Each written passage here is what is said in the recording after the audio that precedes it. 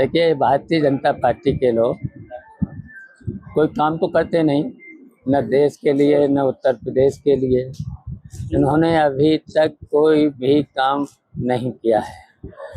जितने भी वादे किए थे, कोई भी वादा पूरा नहीं किया है। तो ये तो देखिए, केवल जनता के प्रति छलावा करते हैं और झूठ बोलते हैं। तो ये नाम बदला है, तो हम तो कहेंगे जी अपना नाम और बदल लें। गुजराती लोग अपना नाम बदल लें। गुजराती लोग। शिवपाल जी, एक मुरादाबाद में बैंड बाजे हैं, उनको लेकर विवाद शुरू हो गया है। उन्होंने कहा जो बैंड वाले हैं अपना नाम रखे, लेकिन हिंदुओं के नाम पर बैंड बाजा ना चलाएं। उसको लेकर काफी विवाद हो रहा है। उसको लेकर क्या कहना है? पहले होटलों को लेकर ये विवाद हुआ था, और अब बैंड को लेकर जो बैंड बाजे विवाद चल रहा है। ये भारतीय जनता पार्टी के लोग कुछ भी कर सकते हैं, अपने स्वार्थ में कुछ भी कर सकते हैं। ये देखिए, अमन चैन समाज में नहीं रहने देना चाहते, लड़ाने का काम करते हैं। तो लड़ाने का जब काम करते हैं ना, तो सौहार्दपूर्ण समाज को नहीं रहना देना चाहते। शिवपाल जी, मैं दो सवाल आपसे करना चाह रहा हूँ। उत्तर प्रदेश में 2027 में चुनाव होने हैं विधानसभा। पिछले दिनों ये चर्चा में आई थी कि समाजवादी पार्टी 1 साल पहले अपने उम्मीदवार के नाम घोषित करेंगे। इसमें क्या सच्चा है, ये जानना चाहता हूँ। दूसरी बात, 2026 में त्रिस्तरीय पंचायत चुनाव है। अभी आपने देखा होगा उत्तराखंड में पंचायत चुनाव हुए हैं और वहाँ पर बहुत जबरदस्त राजनीति हो रही है। यहाँ तक कि जो विपक्षी विधायक हैं वे विधानसभा के अंदर भी विश्राम किए हैं विरोध में। तो ये दो विषय है कि इन दोनों चुनावों को लेकर की पार्टी की क्या रणनीति है। क्या आप भी 1 साल पहले उम्मीदवार खड़े करने की जो बात कही जा रही है उस पे कहाँ तक सच्चाई है, क्या कहना है? देखिए, ये पहले तो हमारा जो इंडिया गठबंधन है, तो इंडिया गठबंधन से मिल करके ही चुनाव लड़ना है। और हमारी समाजवादी पार्टी में सेंट्रल पार्लियामेंट बोर्ड भी है, बोर्ड भी होता है ना। तो अब मीटिंग चल रही हैं। अब मीटिंग करने के बाद हम लोगों का भी प्रयास है कि जो भी लड़ने वाले प्रत्याशी हैं तो वो पहले ही से घोषित हो जाए, और शेष तो इंडिया गठबंधन से मिलजुल करके। और फिर आप इंतजार करिए, अभी तो 1 साल है बाकी है। अच्छा, इसी में एक सवाल ये है कि जैसा समाजवादी पार्टी देश की लार्जेस्ट तीसरे नंबर की पार्टी है, अखिलेश जी सेंटर की राजनीति भी कर रहे हैं, संसद में वो अपनी बातें रखते उठाते हैं। अभी 27 में जब चुनाव आएगा विधानसभा का, क्या मुख्यमंत्री के कैंडिडेट अखिलेश ही रहेंगे या किसी और पर विचार किया जाएगा? देखिए, जी क्या कहेंगे इस बारे में? देखिए, पहले तो विधायक जब चुन के आ जाते हैं वो नेता चुनता है, दो ही तो चुनते हैं।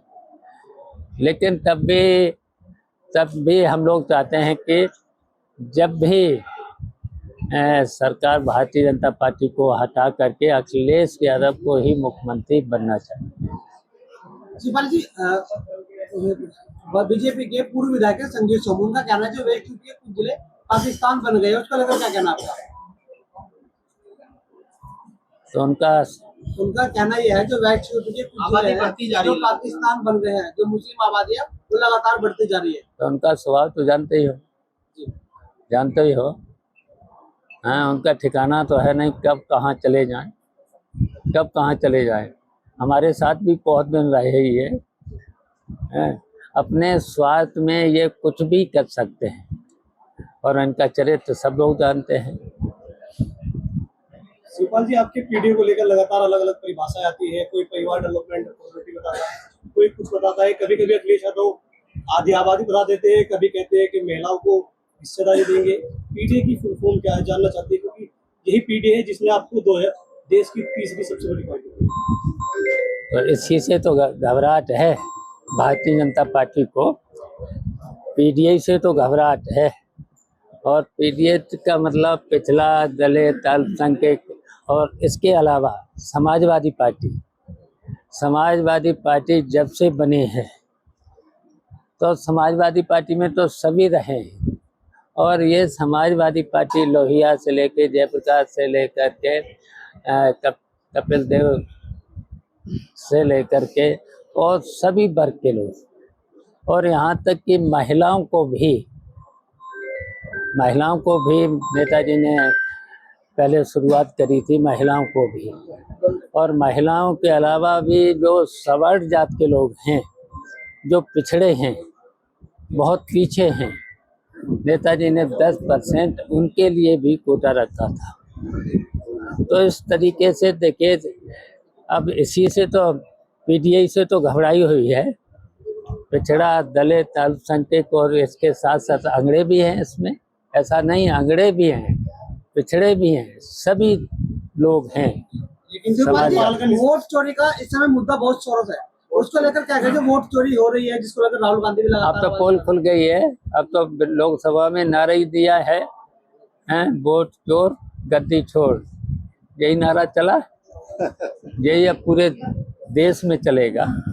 और अच्छा ये देखिए, चोरी ही नहीं करी, इन्होंने तो डाका डाला है। ये देखिए, लोकतंत्र में निष्पक्ष चुनाव, आयोग की भी जिम्मेदारी है निष्पक्ष चुनाव। तो देखिए, इन्होंने तो हर तरीके से सभी संस्थाओं को अपने कब्जे में करके हर स्तर की बेईमानी करी है। वोट कटवाने से लेकर के, वोट जोड़ने से लेकर के, और काउंटिंग से लेकर के हर जगह चोरी की है। तो अब तो जनता फैसला ले लेगी इन चोरों के खिलाफ, अब जनता फैसला ले लेगी, 2027 में भी ले लेगी, और जितने भी हैं अब बिहार में भी ले लेगी, जनता ले लेगी। अब इसी तो लिए घबराहट है। पूजा पाल के निष्कासन पर समाजवादी पार्टी के जो आधी आबादी की आपने बात की, उस पर सवाल खड़े हुए, उसको लेकर कहेंगे? क्योंकि बीजेपी भी आप पर हमला है। देखिए, पूजा पाल को समाजवादी पार्टी से विधायक थी, तो पहले तो जब उन्होंने पार्टी छोड़ी थी, नैतिकता थी, तुरंत इस्तीफा देना चाहिए था। अब देख लेना, कौशाम्बी से ही तो है विधायक, समाजवादी पार्टी के रुख प्रत्याशी थी, साइकिल का चुनाव चिन्ह था। इनको बस हम बताना चाहते हैं, पूजा पाल को, जिस तरीके से डिप्टी मिनिस्टर, एमपी भी हारे, एमपी के साथ साथ विधानसभा भी हारे, अब उसी तरीके से अब जो कभी एमएलए नहीं हो पाएंगे। शिवपाल यादव जी, पूजा पाल ने आज एक चिट्ठी वायरल हो रही है, उन्होंने अखिलेश यादव और समाजवादी पार्टी पर हत्या का आरोप लगाया। उन्होंने बताया कि मेरी हत्या हो जाएगी। तो फिर तो घर में बैठे चुपचाप, हत्या का डर है। हम लोग हत्या वाली राजनीति कभी नहीं करते। मैदान में आइए, जनता के बीच आइए, हम लोग हत्या वाली राजनीति कुछ ही लोग करते हैं।